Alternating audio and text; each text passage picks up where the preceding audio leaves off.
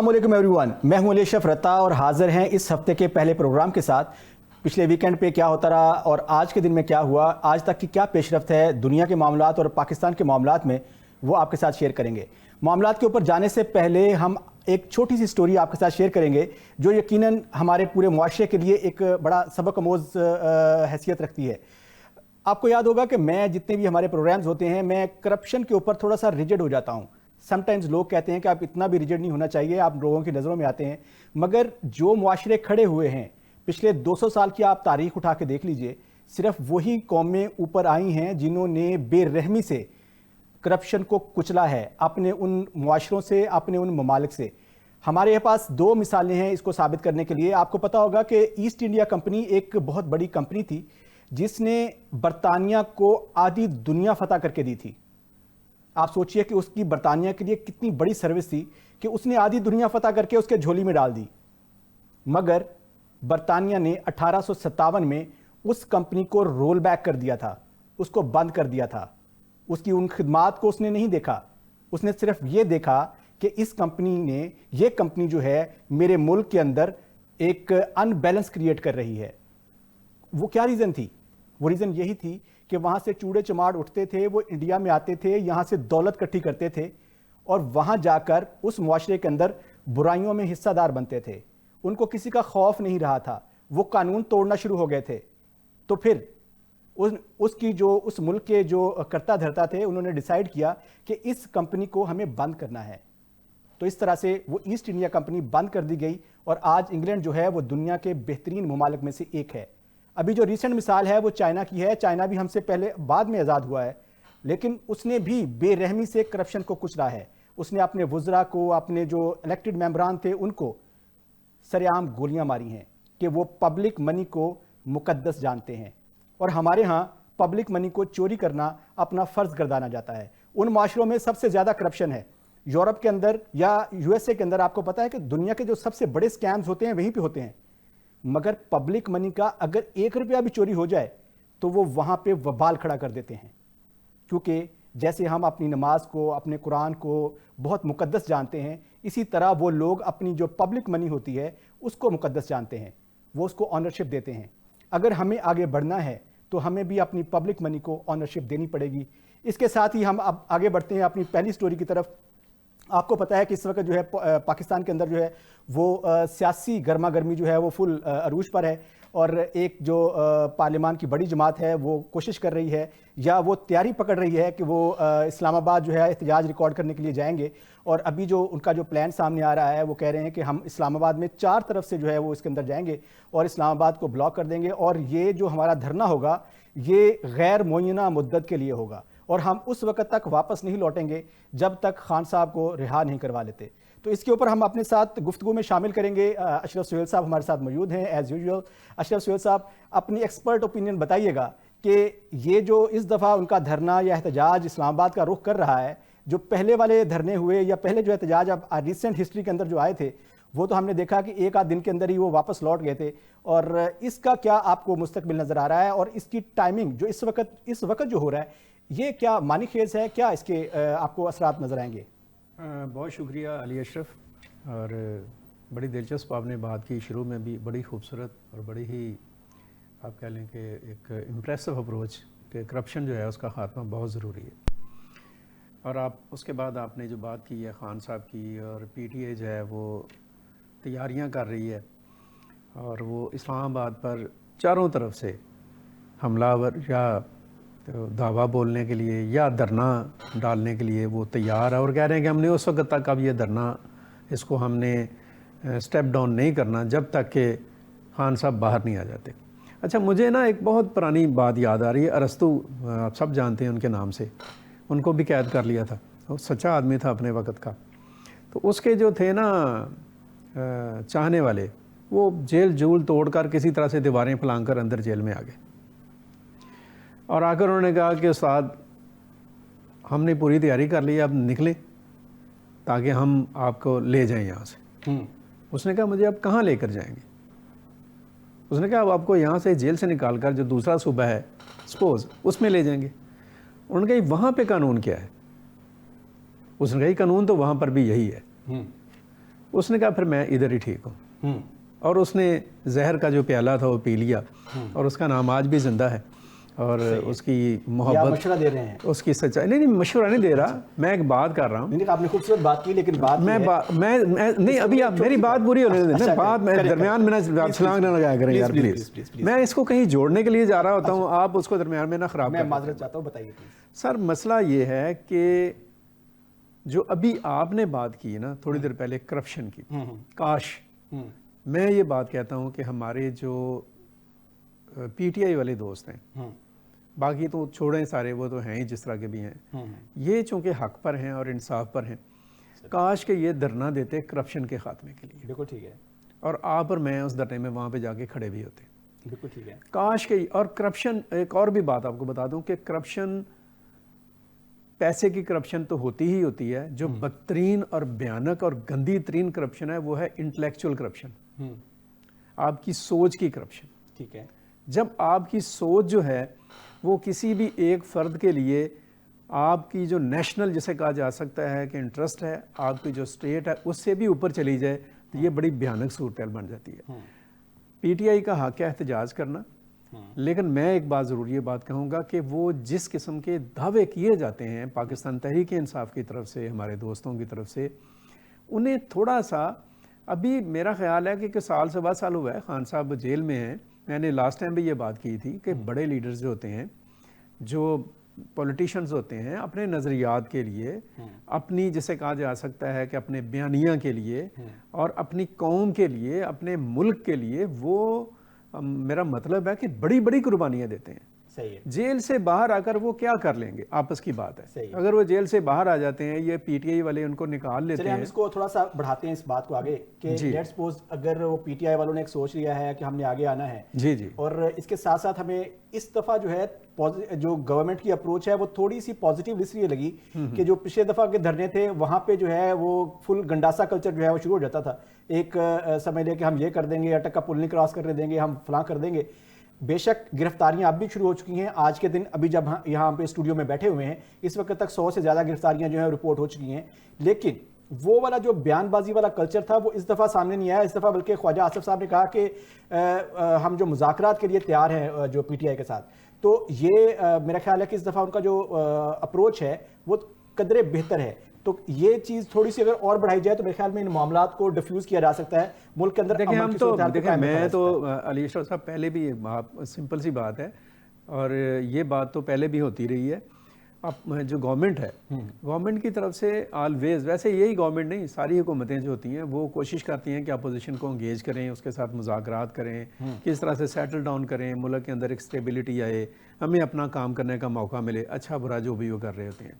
سو خواجہ آصف کہیں یا شہباز شریف کہیں یا کوئی بھی کہیں، حکومت تو تیار ہے مذاکرات کے لیے. اب مسئلہ بات کرنے کا جون سا وہ یہ ہے کہ دوسری پارٹی جون سی ہے وہ بھی اس کے لیے تیار ہو. ایک تو یہ ایشو ہے، ایک تو یہ بات ہے. دوسری بات یہ ہے کہ آپ اگر اس چیز کو نوٹ کر رہے ہیں کہ اس دفعہ صورتحال جون سی ہے وہ تھوڑی بہتر ہے، اور ایٹیچیوڈ جون سا ہے وہ گورنمنٹ سائڈ سے تھوڑا پازیٹیو ہے، تو اس پازیٹیو ایٹیچیوڈ کو بھی دیکھنے کی ضرورت ہے. میں یہ سمجھتا ہوں کہ اس وقت پاکستان کو ملک کے اندر جو ہے نا ایک اسٹیبلٹی کی ضرورت ہے، استحکام کی ضرورت ہے.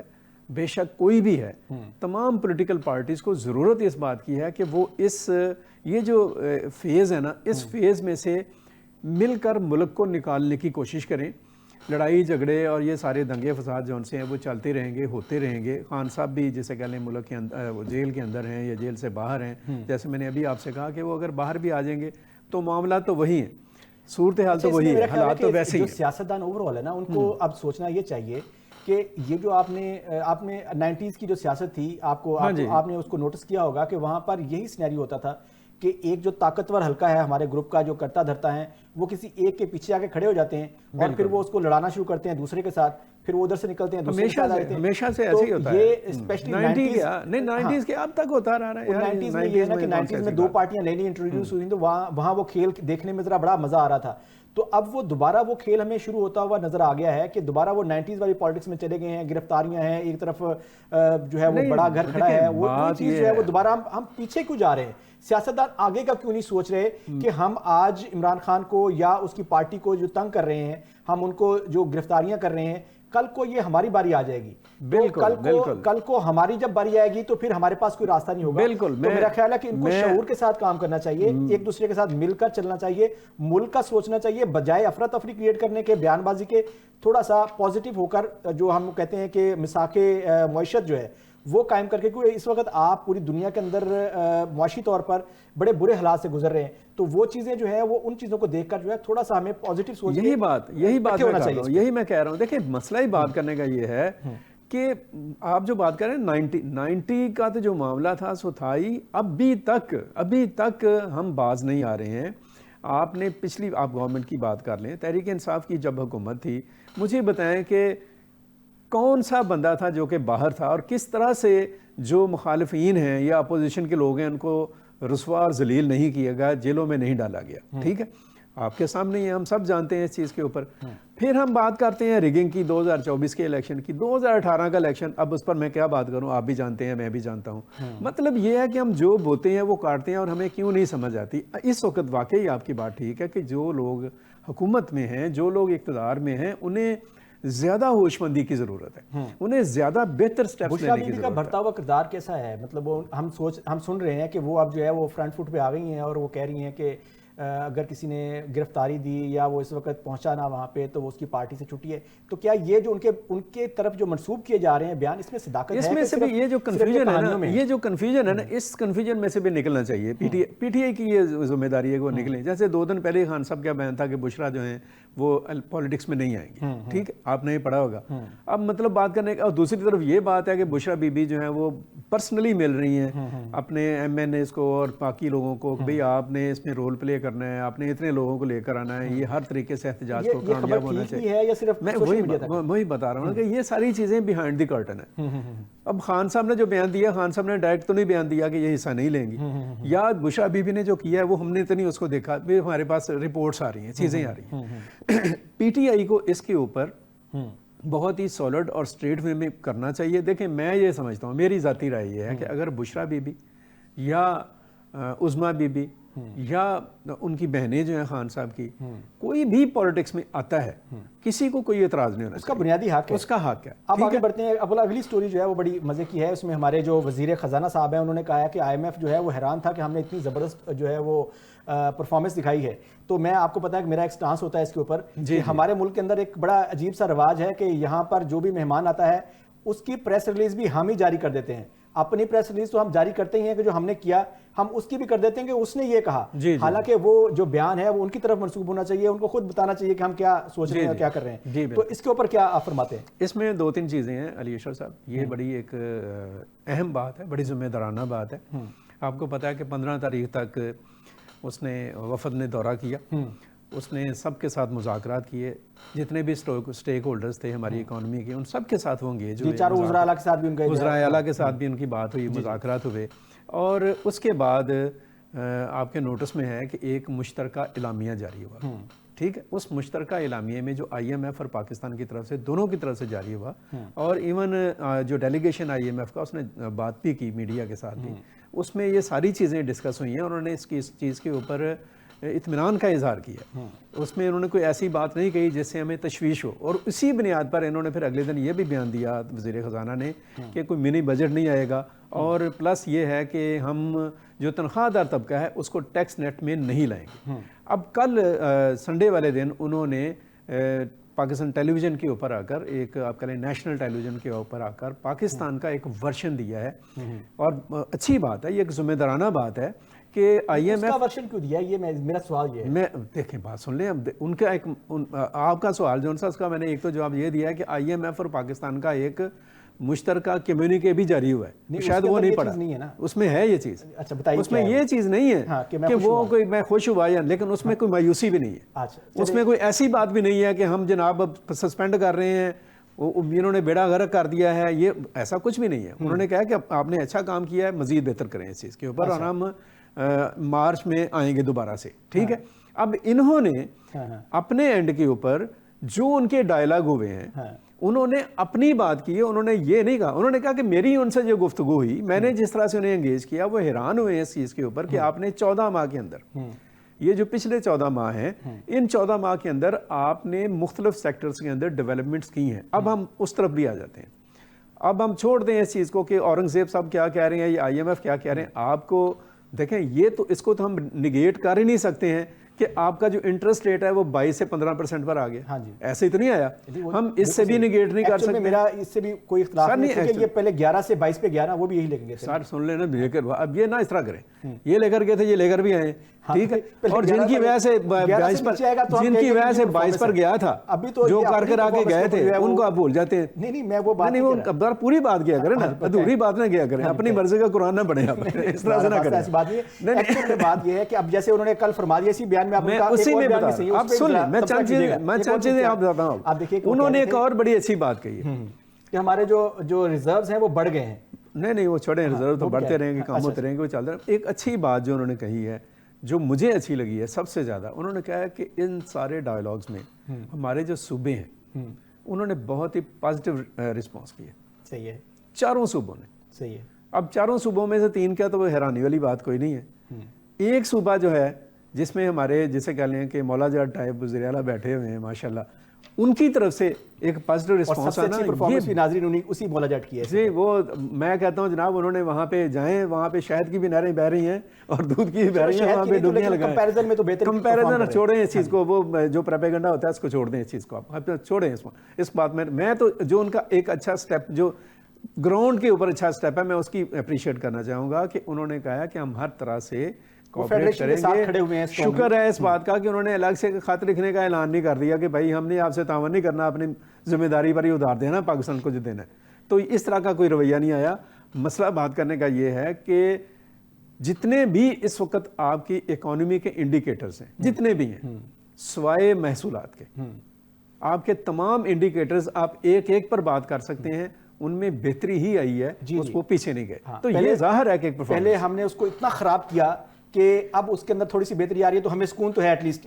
پازیٹیو خراب ہم نے کیا, ہم نے کیوں خراب کیا, پہلے وہ کیوں کیا خراب, ہمیں کوئی شوق تھا خراب کرنے کا؟ جی نہیں, اس لیے کہ وہ جو بیڑا غرق ہوا تھا, وہ جو بیڑا غرق 4.25 مہینے میں ہوا تھا, اس کا نتیجہ تو نکلنا ہی تھا. 4.25 مہینے میں کون سا, 4.25 سال میں, 4 سال میں اس بیڑے غرق کا نتیجہ تھا. آپ اس کی وکالت نہ کیجیے, بس کریں, لیکن ہم آپ اس طرح چھیڑخانی نہ کیا کریں. آپ بات کریں یار, نیشنل بات کریں, آپ پارٹی کی بات کرنی شروع کر دیتے ہیں. میں کوئی بات نہیں کر رہا, آپ نے خود ہی چھیڑی ہے بات, تو نہیں آپ نے چھیڑی ہے نا, ہم اس کو لیٹ اٹ گو کرتے ہیں. خود بیڑا غرق کیا تو خود ٹھیک بھی کیا.